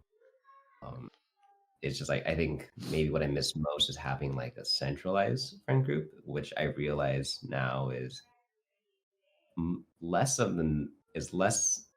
normal than I used to think, I guess. Hmm? I think a lot of people work 9 to 5 jobs, and then you have like friends that you like connect with, but you don't like see them every day, and that's like normal existence. And I think that's why communities on Twitch of like streamers are very like attractive to viewers because it's kind of like what you wish you had in your own life. There's like this kind of parasocial relationship and this kind of living vicariously through other people. And I think having like tasted that, it's like, feels good to be part of something. But it's not necessarily like the right, like, I don't know if it's necessarily necessary either to like want to go back, like to living that kind of life. Because I think there's definitely to a degree feeling like my like my relationships with people were like the product that I was selling. And I think there's a lot of confusion there, like involving like am I friends with this person, or is it because our friendship like gets us a lot of social validation? And like I definitely feel like at some points that was hard to like differentiate. Whereas like, I know like the kind of friendships I have now with people are like because of like everything that's happened. Like I know this person's here like showing up for me because that they're not here for like the video, like Sure. the filmmaker, the musician, the magician, whatever. Um, so like that's something that I think about a lot as well, where it's like I'm how really much of happy this to hear that. and a lot of like the feelings I have too are like, do I miss like is it the idea of loss and the feeling that I need to fix something, the reason why it feels bad, or is it because I genuinely like need this to be a part of my life? So Yeah. I haven't figured that out yet. Those are all wonderful questions, Albert. It makes me hopeful for you, actually. I mean, the one thing that I would say, and maybe we can kind of segue to meditation in a few minutes, but I'd say that I think these are conversations that you should at least try to have. And it sounds like you actually do have people around you that help you feel valued outside of your performances, which is wonderful. And so if that's the case, then I think it's really about settling your karmic debts. It's about, and I mean, there are a couple of things here. The first is that I think a lot of what holds us back is like not fixing the past. And fixing the past doesn't mean returning to it. It means like not addressing it, right? Like owning up to what you did and like acknowledging things and sort of letting things kind of like letting your own mind kind of process it, giving other people a chance to process it, even if that means sending anger and frustration and hurt your way, which you should absolutely receive from them. And you know, take it from them and then let it go, because like then they're going to be done. They're not holding on to it. You've done your job. You can let it go. It's going to be hard. The second thing is that ultimately, I think, Albert, what you need to learn is like, you know, your road to value can come from your new friends and things like that. It can come from therapy and reflection, but it can also come from facing your own fears and surviving them. Right? What you need now more than anything else, I think, is courage. And you're not going to recognize entirely who you are until you face that fear. And even if they reject you, I think my hope is that there would be peace around that you can kind of say like, hey, like, you know, telling people how you feel and like telling people like, hey, you know, I really valued this. It was really awesome to have this opportunity and I'm grateful for it. And, you know, I miss this. And then kind of acknowledging like, you know, I don't want you guys to feel guilty. I really don't. And if anything, I would hope that we could really just like have one last conversation and put it behind us, not trying to get back in. And also what? Sure, I've had those conversations already. So. And how did they go? Pretty much like it was all amicable. It was just kind of like there, yeah. So in a way, it's like I'm more dealing with now that I know, and it's like living with it kind of deal. Living with what? Less so like just like you know, I try my best, but it's just like because of like the trauma and the damage I've done, it's just like it's never going to be like truly healed, and so like living with that guilt and interesting. So when you say it's never truly going to be healed, what does healed look like to you? I don't know.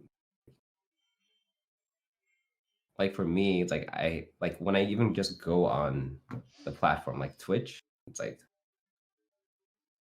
I could never stream, like I can never go onto the Twitch page because there's too much stuff that like I guess like reminds me of things.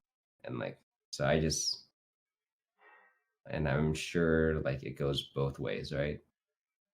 I'm sure people like not a lot of people feel good about like seeing stuff about me or whatever. And yeah, Albert, I think it sounds like you've done a lot of it, but I don't think you're done, man. okay. I mean, well, just something about the way that you're describing things, like so I'm very happy. I mean, happy is a weird. I feel reassured that you had some of these conversations. I think it's absolutely the right step to take. And what I'm also hearing is that like the wound is still open.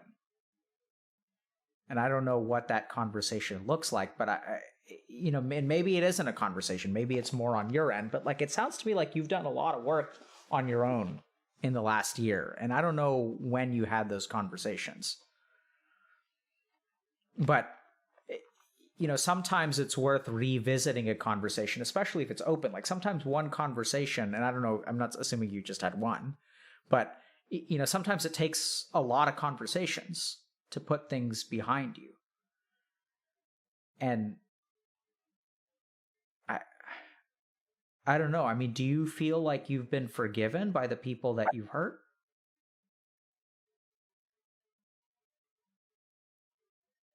I think I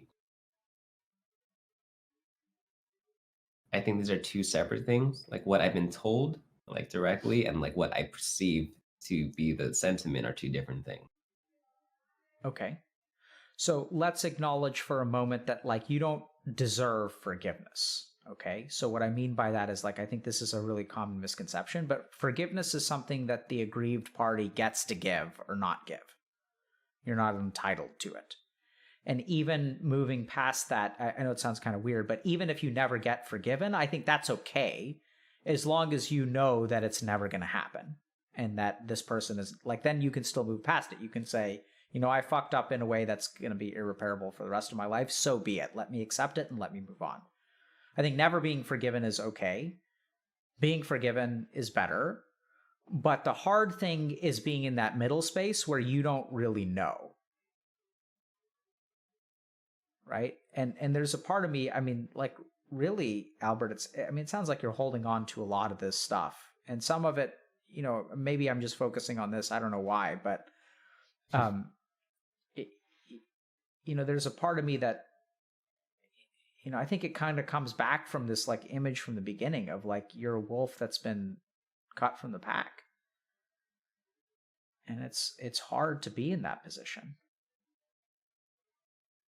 And doing everything that you can to get back in, even if it hurts. And I don't mean like get back in from a business standpoint. I mean like, reach a place of emotional peace. And then sort of recognizing that like, I can't be a part of this pack, but at least I sort of know that. And we're like, okay with that. And the pack is going to continue and I'm going to go find a new one. Like there's peace there. You don't have to get back together with your ex or anything like that, like all the rom-coms, right? Like you guys can agree that like divorces can be amicable and things like that, where it's just like, hey, we tried it for a while, it was challenging, but like I'm going to live my life and you're going to live yours. And we can appreciate what we had together and we can kind of like acknowledge that it wasn't great and that like we're better off on our own. I don't get the sense that you have closure. I guess that's the word that I'm sniffing around for or hunting around for. What do you think? I guess people usually indicate that closure being like a one-time thing where it's like you talk about everything and then you get some sort of indication whether. But I think it's just with the nature of time, it's like I don't know, have things changed from the last conversation? Because I think from that perspective, like there was closure with people I had talked to, um, given like the circumstances of that time. And so maybe it's like the uncertainty or like not knowing, like, like have feelings changed? Has the general sentiment atmosphere? So I'd steer that in a slightly different direction. What I'd say is, okay, like now I'll kind of just wrap up this point and we can talk about, whatever you want to after this, or you can ask questions. But here's what I'm feeling. I'm feeling that like, so you're right, that closure is not a one-time thing, right? So if you think about, let's say, grief, right? So about 9 years ago, my dad passed away, and then like I felt grief. And then, but like I revisit that grief periodically. And I sort of get closure around my relationship with him at like periodic intervals. And it happens like a little bit more intensely after someone passes away. But I just had a feeling that I hadn't had in a couple of years, which is that I really missed him. And the reason that I really missed him is that I was listening to a podcast that I think he would have really enjoyed. And so I think part of what I'm kind of pushing you towards, Albert, and be careful when I push you because I usually am wrong, is that like there's a different kind of conversation that you can have now after your year of reflection. You're in a different place, they're in a different place, and I think that there's a second opportunity for closure. And there's also like, if they're not interested in that, that's okay. That's a closure in and of itself. Like for other people to be like, hey, I'm just not interested in revisiting that part of my life. And at least you know that. And then like you can be like, okay, like it's over now. But there's something just that feels karmically open to me about this. I don't know if that resonates with you or not. Oh, makes sense. You have any thoughts or questions? I feel like I've been pushing the conversation in a particular direction for the last half hour. That's fine. I'm always interested in like seeing what someone else thinks about. Yeah.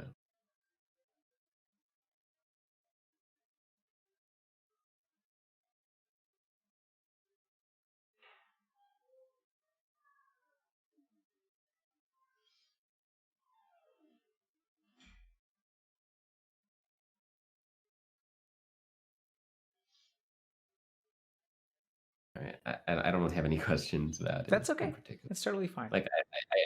Like I know this is a very real possibility and like a very real course of action. So like feel like if you know maybe a time and place for it, and I just Yeah. don't know when that. Yeah. I think Albert, from what I'm hearing, it sounds like you're actually making a lot of good progress. I think it's great that you found people who can appreciate that you don't have to perform for. And what happened emotionally just now? What something happened? No, I don't think Okay. so. Okay. Maybe I just can't read your face. And yeah, I mean, I think, keep at it. I think it's worthwhile to think a little bit about some of these things that you said, about sort of these adaptations that you have, which actually can hold you back in some ways. I think you've done a lot of good self-reflection. Sounds like you're working with a therapist, or you did work with a therapist. So, that's really good. I'd encourage you to continue. Last thing that I'll leave you with is whether you want to learn how to meditate, or whether you, I don't know, huh? I've been doing it. I use Okay. like guided meditation apps, nothing fancy. It's like 10 minutes a day kind of deal. And how do you feel about that? Well, like part of me, like I'm not even sure if I'm doing it right. Like Mhm. some of it is just like I just feel good after doing it. More kind of for me, it helps put a lot of things in perspective. Just like you know, this is life, and I just want to make the most of it, and that like your feelings and thoughts, it's like never the situation that causes you unhappiness. It's like how you like your feelings and thoughts towards it, right? And meditation kind of helps me take a step back and view like like the situation more from an outsider's perspective. Be like like this is bothering me so much because of like how I'm like feeling or thinking about it. um Not that the situation itself is like harming anyone like at the moment. Yeah, that's a pretty important insight. And when you say you're not sure if you're doing it right, what do you think Where doing it right? I've seen like a lot of sentiments where there's like this like a wave of people just doing meditation because it's like the like the cool thing to do, and then like you just do it just to do it and say you're doing it, and but like it's more of a performative theater thing rather than like actually digging in and trying to learn more about yourself while you're meditating. And so like I'm not sure if I'm like which camp I fall in yet, because there's like no good metrics of like like, I'm really hitting my stride when I'm meditating versus just being consistent. Do you have thoughts when you meditate? um Try not to, try to exist, but it's hard. Like at least in the beginning it was very hard to just like not think about anything. Yeah. I feel like So, it actually is the opposite, where it's just like now I'm like racing. My mind's just racing. okay. It's slowed down recently. But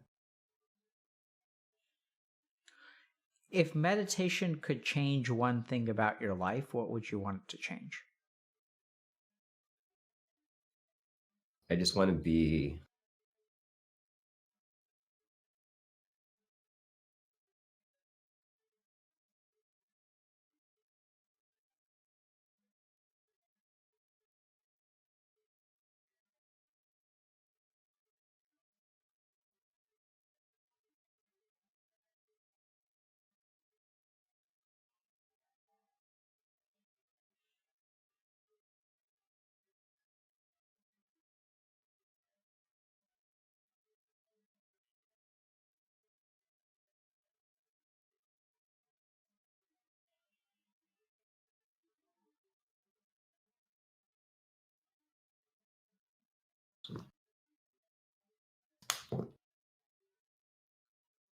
sorry, my headphones died.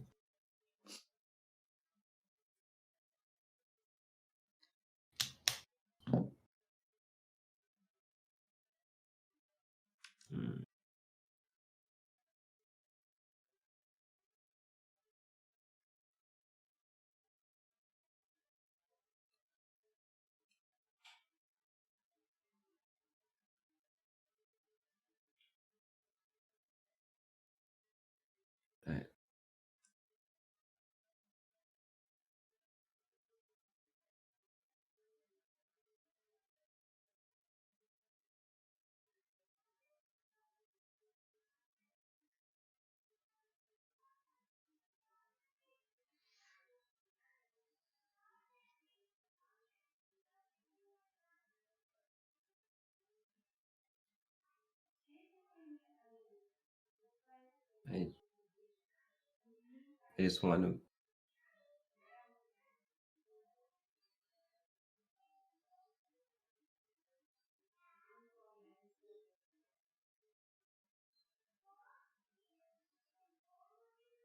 I just want to wake up and be happy that I'm alive, and not feel like I have to fight to prove that that I'm here.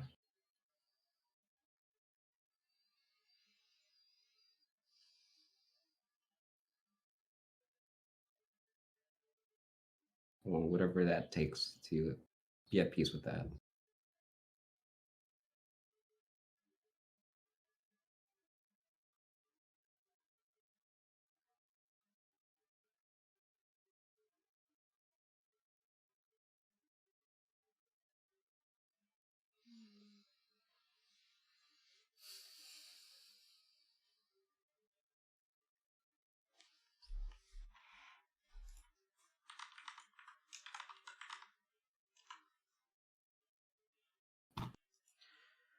Okay.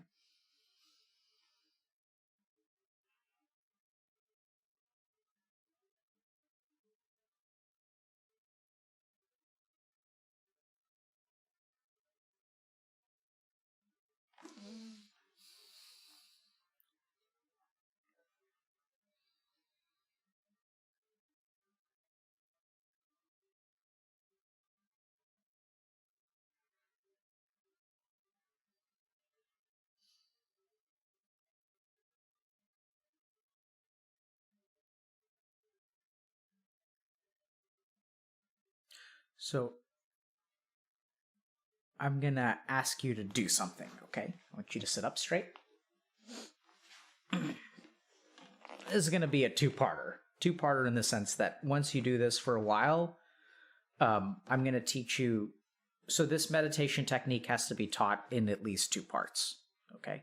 So I'm going to teach you part one, and then down the road, DM me or whatever. If you do this like consistently for like 3 or 4 months, just let me know, and I'll DM you. I can teach you the second part in 5 minutes.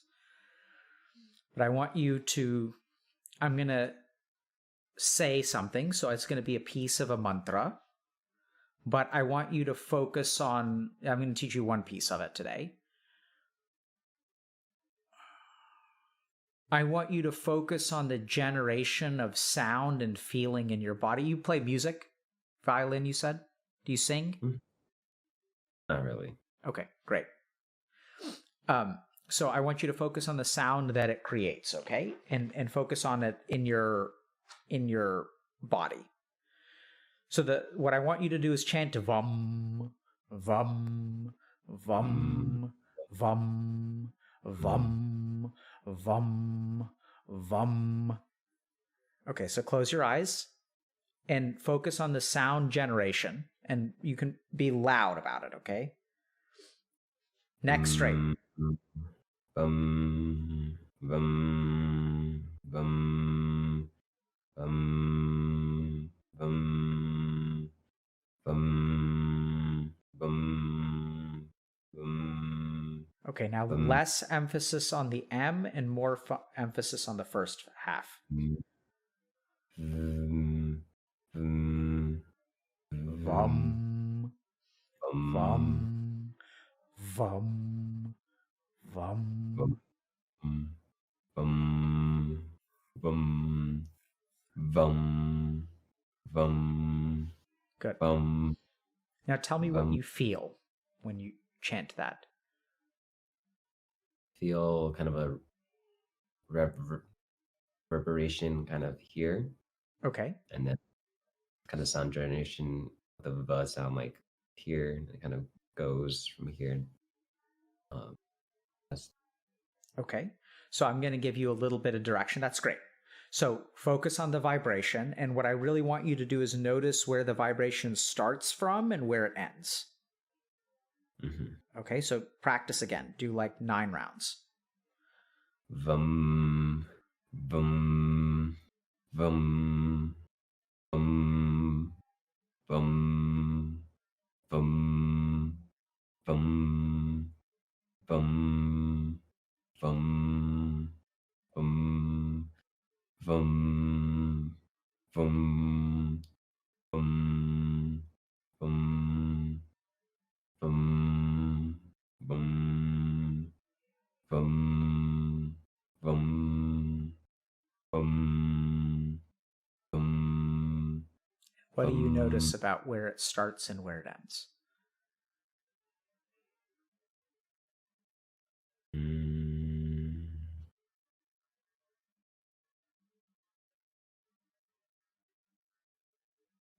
Still feels pretty similar. Okay. Maybe not here, but like, yeah, it's like I feel like from here down to here. Okay. How does it feel to do it? Mm, kind of relaxing, but also requires like a degree of focus, or at least Okay. that I'm doing it. Okay. Sure. So I'm going to teach you one more practice. Okay. I'm going to teach you how to do Om chanting. So Om is composed of 3 syllables: Ah, Oo, and Okay. It's a little bit ooh. So you're basically going from a completely open mouth to a completely closed mouth. So I'll demonstrate.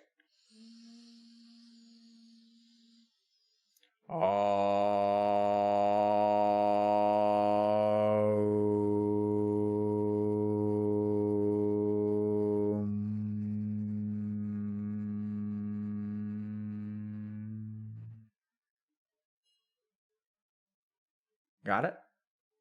Mhm. So we'll do one round together. Deep breath in. Uh,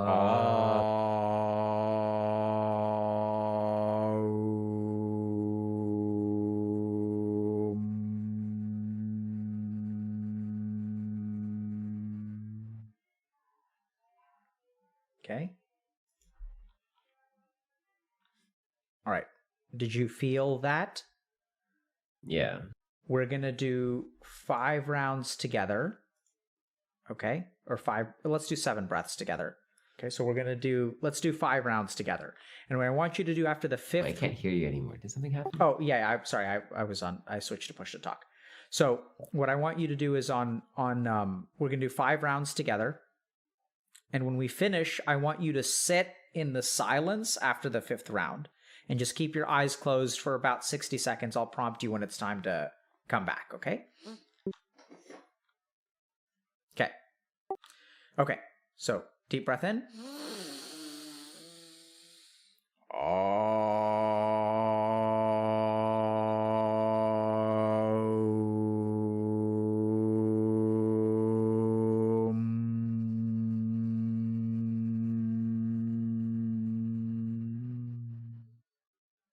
Again.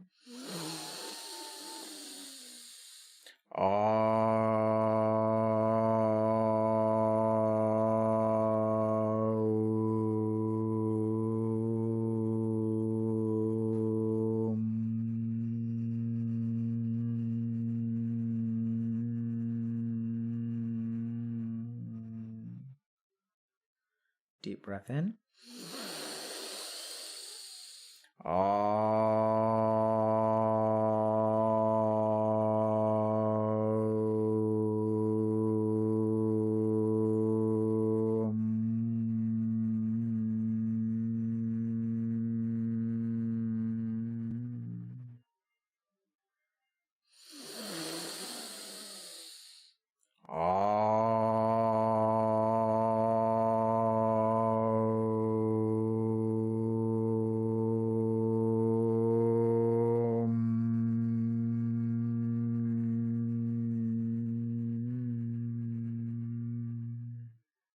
Last one, maximal power.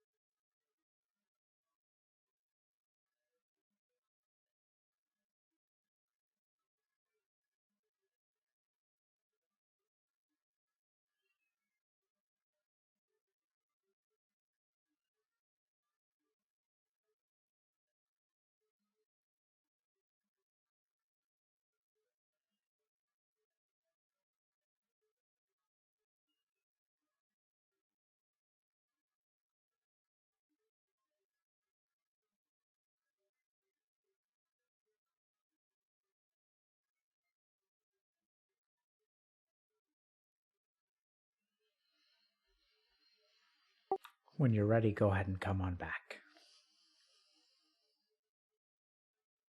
How do you feel? Feel good? What were you thinking about when we were doing the practice? During the whole thing, or just like in the silence? Either one. Just what was your experience of it? Generally speaking, like having something to do, like focuses a lot of my thoughts on like that action. So I'm like not really thinking about stuff. It's like, yeah, focusing on your breathing, cases on tone projection. So yeah, so that's the goal. Okay, so the first thing to understand about meditation is that the practice is about focusing. So if you really think about it, technically, as your focus becomes one-pointed, you don't have thoughts. If you are observing where a vibration exists within your body, that is not actually thinking. It's observation. So thoughts are like discrete entities that come and go. Right? You may think like, oh, I'm a smart person, I'm a stupid person, whatever. That's like a thought. So it starts with focus, and then as you practice, over time, as you focus on one thing, then your mind will sort of melt away, and then that period of mindlessness, which is bizarre because everyone talks about mindfulness. It's not about mindfulness. It's about mindlessness. It's about being free of mind, will linger into the period of silence. The other interesting thing is that for you especially, I think feeling the reverberations of the second half of the, I mean, like there's chanting and then there's silence, which is like kind of an echo of the sound. I don't know if any of that makes sense. But I think really sitting in that place is going to teach you that what you are is fine. And what I hear is that every day when you wake up, what you are is not fine. And if we think about what that feeling of not fine is, it comes with a lot of thoughts. It comes with a lot of like not accepting, like this core sense of who you are. The ways in which you are not fine have to do with your actions and your worth and other people and all of these things outside of you. They're all about the ripples. You judge yourself based on the ripples that you cause in life. Whereas like those ripples are created by all kinds of things, but at the core is you. And you actually don't make any ripples. It's all of your like psychological complexes and some scars and your emotions and your attachments. That's what creates ripples. You don't create anything. And so the more that you begin to sit with like just the quiet version of yourself, you'll begin to realize that like all this other crap is not really who you are. But you literally need to spend time with yourself in silence.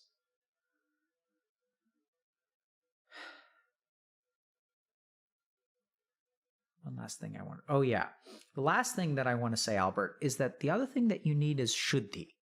So shuddhi means cleansing.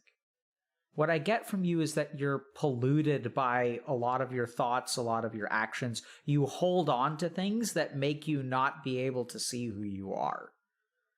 And we need to cleanse you of that.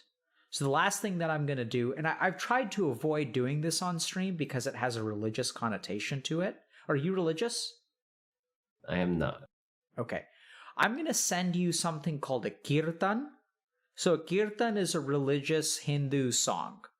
So it's like bhakti oriented. So it's like about as Hindu as you can get. And at the same time, I've been struggling with this for a long time in terms of how can you take the value of kirtan, which is essentially purification, and like remove the religion from it. And I haven't been able to figure it out. So the last thing that I'm going to do is I'm going to send you a link to a song. It's about 12 minutes long. And what I want you to do is listen to it every day for 7 days. And if it doesn't feel good to do that at the end of day 7, then just stop doing it. But if you feel some degree of peace or like cleaner after you listen to it, then by all means continue and then like let me know and then we'll send you some additional stuff. I really try to avoid this because it's like it has a religious recommend. It's not, you're not even going to understand the words. You're not going to understand any of the shit. It's in a language you're not going to know. It's not like worshiping anything really. There's just a very purifying aspect to kirtan. Like in the Hindu tradition, they sort of say that doing this sort of stuff will clean you out. And it's not, you don't have to believe in anything. You're not signing up to be anything. It's just like purifying vibes. And I'm just curious. It may help you. And if it doesn't, no big deal. All right. I'm always down to try new things. So okay. So I'll send it to you, okay? Anyway, any last thoughts or questions before we wrap up? I mean, nah, not really. I'm just happy to be here. Talk to another person. So yeah, man. I'm really glad you came on, and Albert, man, I feel for you, bro. I don't think you deserve what you live with on a day-to-day basis. And I really hope that this conversation and maybe some of the things that I recommended help you not have to carry around what you carry around every day. You deserve some of it, but not all of it. Sound good? Sound good. Take care and take care of yourself, okay? Will do. Adios, Thank man. you.